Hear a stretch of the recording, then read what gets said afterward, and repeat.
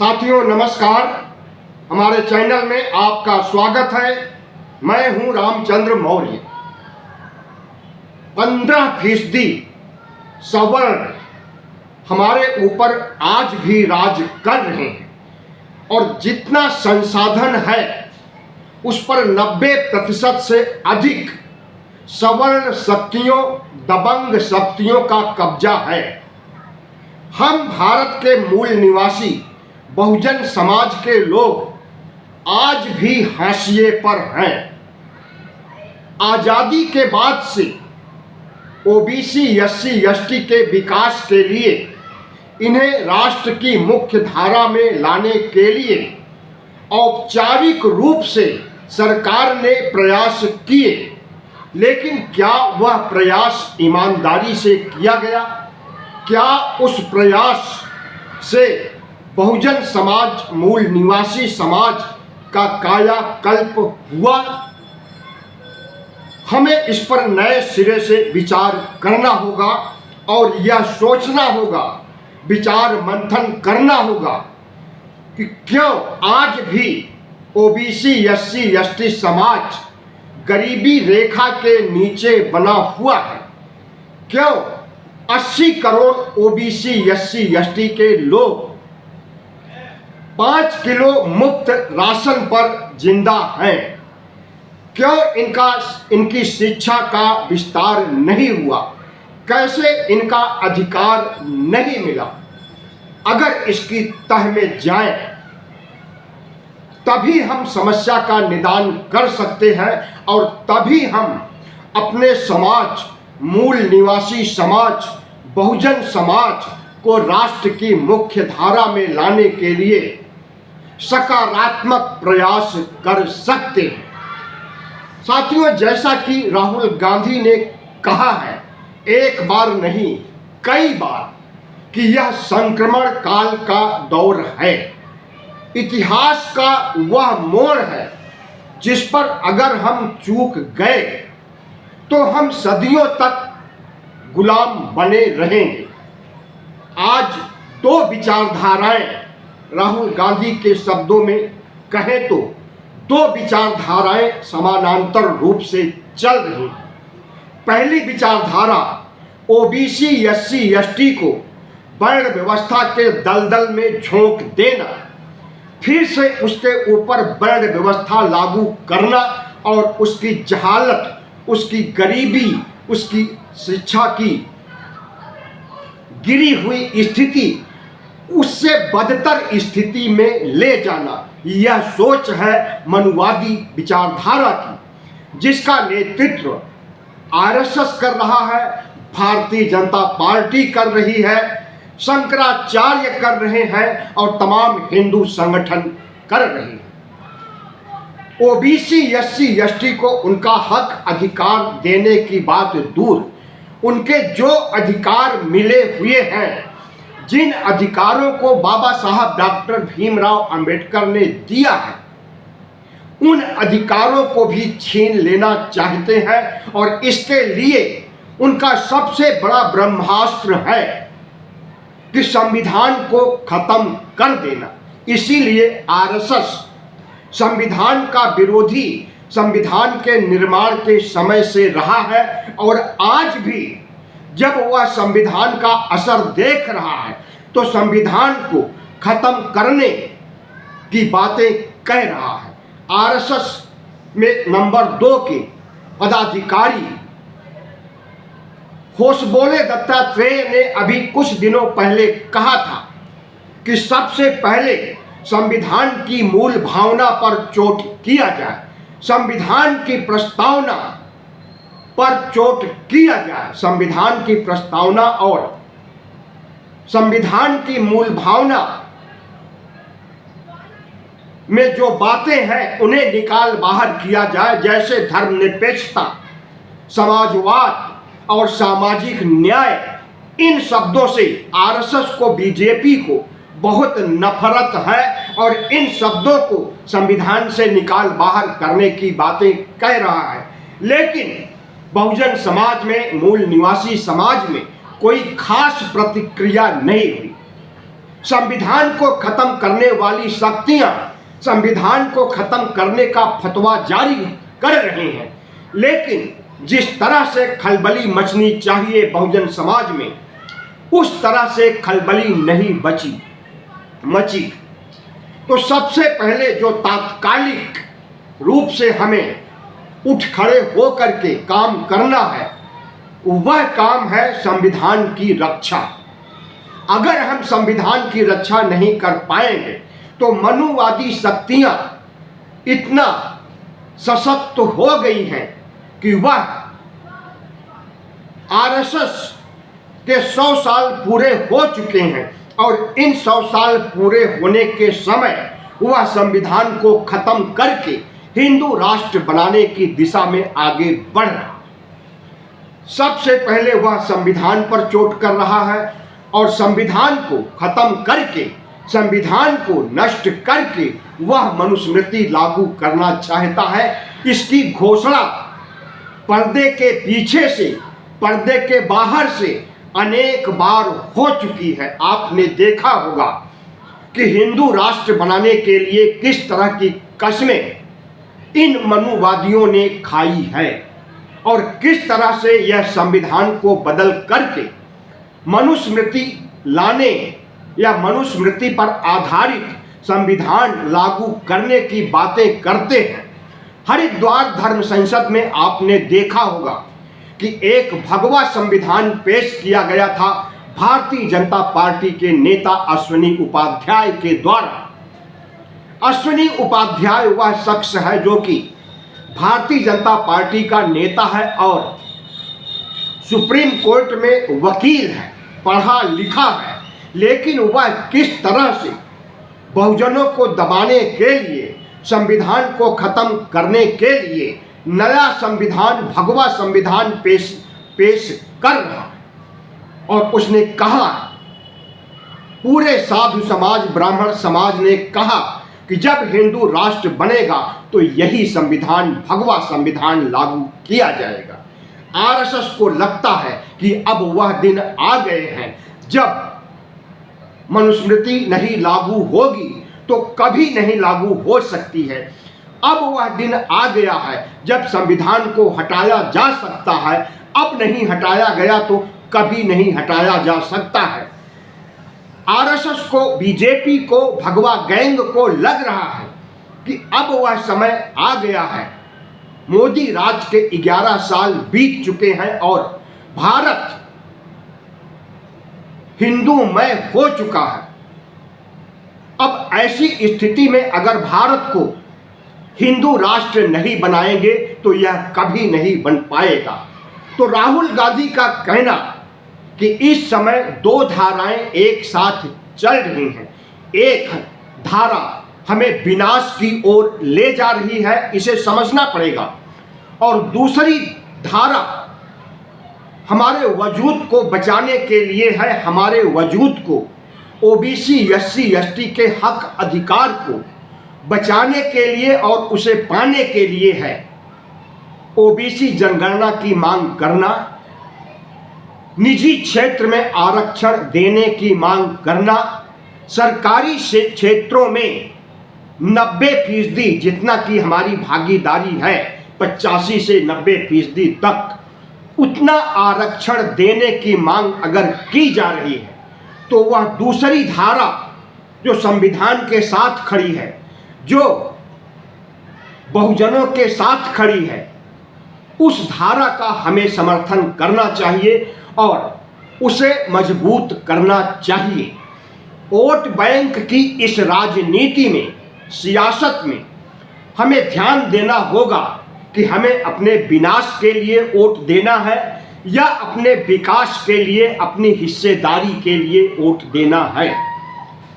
अभी तक OBC, SC, ST के ज़्यादातर मतदाता अपने विनाश के लिए मनुवादियों को वोट देते आए हैं और अब भी दे रहे हैं, क्योंकि उनके अंदर जागरूकता नहीं है, उनके अंदर चेतना नहीं है, उनके अंदर यह समझने की इच्छा शक्ति नहीं है कि कौन हमारा बुरा कर रहा है, कौन हमें मनुस्मृति युग में ले जा रहा है और हमें वर्ण व्यवस्था के दंश में झोंकना चाहता है, और कौन हमारे हक अधिकार की बात कर रहा है। तो इतना विवेक ओबीसी एससी एसटी में होना चाहिए कि वह अपने हित अनहित की पहचान कर सके।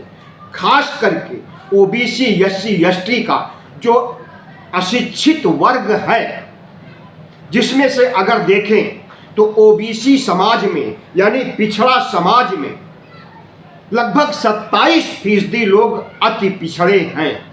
बिहार में जब पिछड़ी जातियों का या यूं कहें जाति गणना हुआ था तो उसमें निकल करके आया कि 27% अति पिछड़े हैं, जिन्हें की हक अधिकार 1% भी नहीं मिल सका है, और वे सब के सब गरीबी रेखा के नीचे जूझ रहे हैं। और अगर पिछड़ों की कुल तादाद देखी जाए तो बिहार में 63% है, बहुत बड़ी मात्रा है। 1931 में जब जनगणना अंग्रेजों ने कराई थी तो पूरे भारत में 54% ओबीसी के लोग थे, और उसी के आधार पर उसका आधा करके हमें आरक्षण दिया गया 27%, और वह भी मंडल कमीशन आयोग की अनुशंसाओं के द्वारा, जिस मंडल आयोग को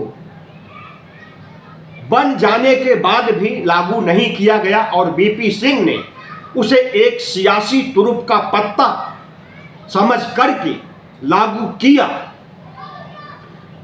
उसमें भी हमें हमारे आबादी का आधा हिस्सा दिया गया था। हमें आधा नहीं लेना है, हमें पूरा लेना है, और पूरा लेने के पहले यह मालूमात करना है कि हमारी संख्या इस देश में कितना है, कितने प्रतिशत है। अगर ईमानदारी से ओबीसी जनगणना कराई जाए तो हमें लगता है कि यह 55 से 60% के बीच बैठेगा।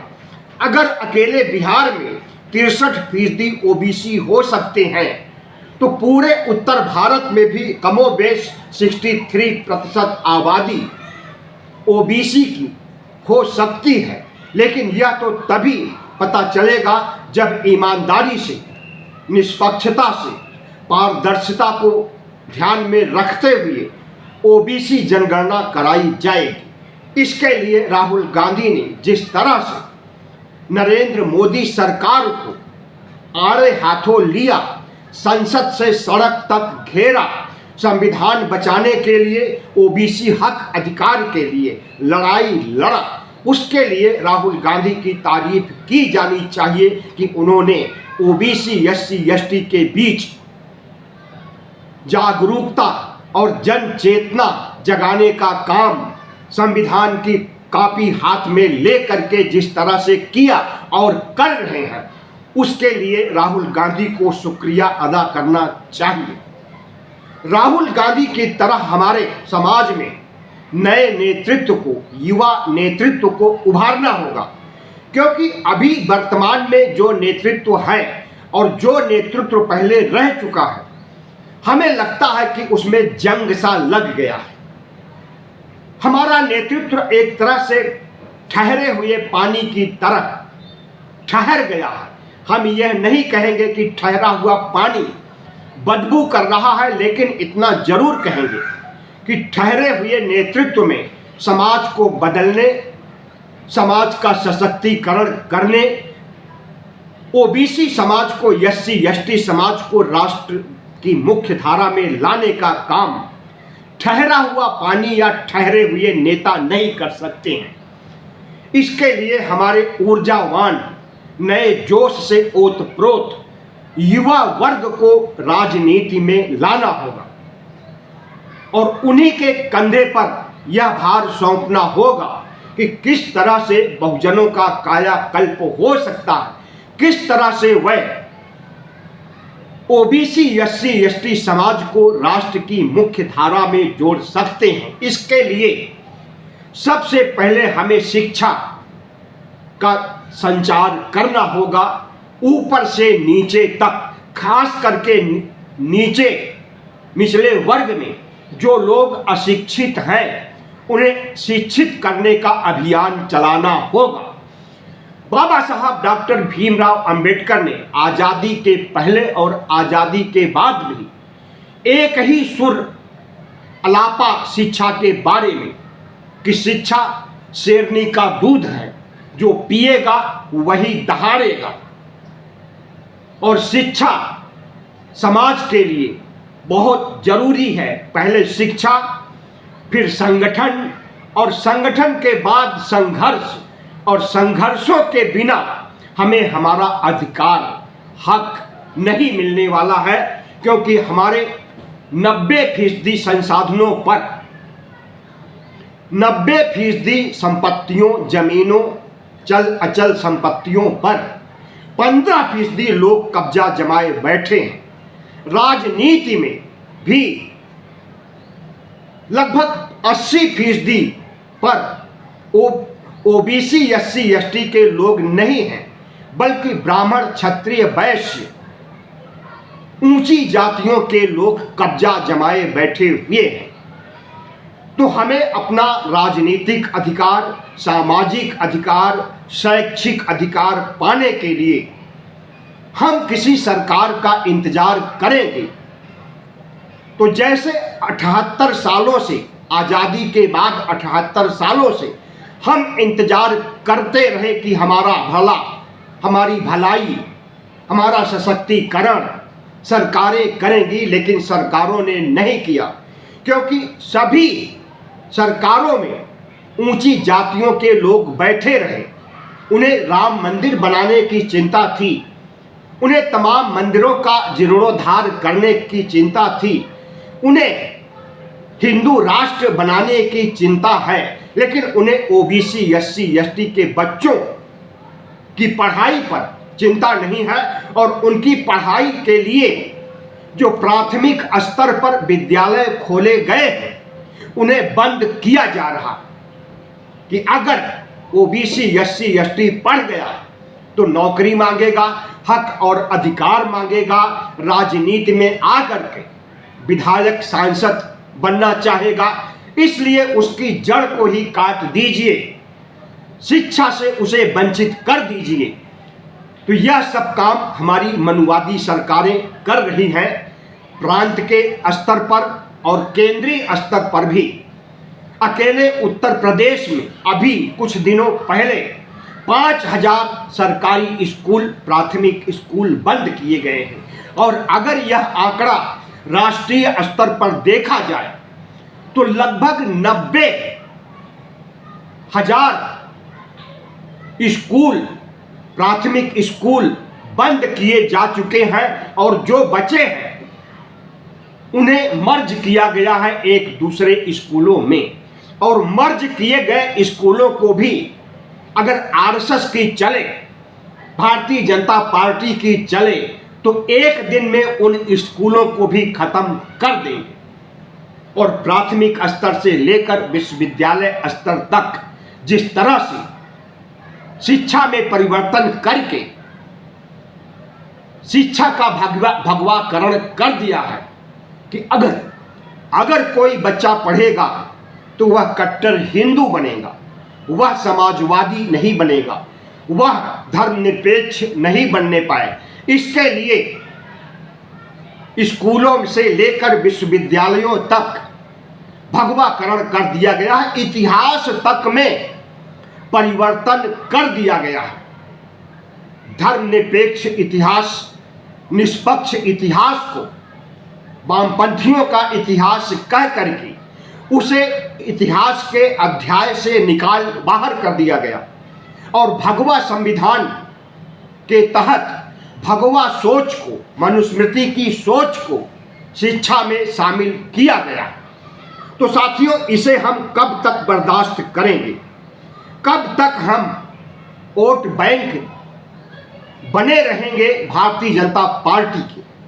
भारतीय जनता पार्टी को जिताने का काम कोई करता है तो सवर्ण तो 100% करते हैं।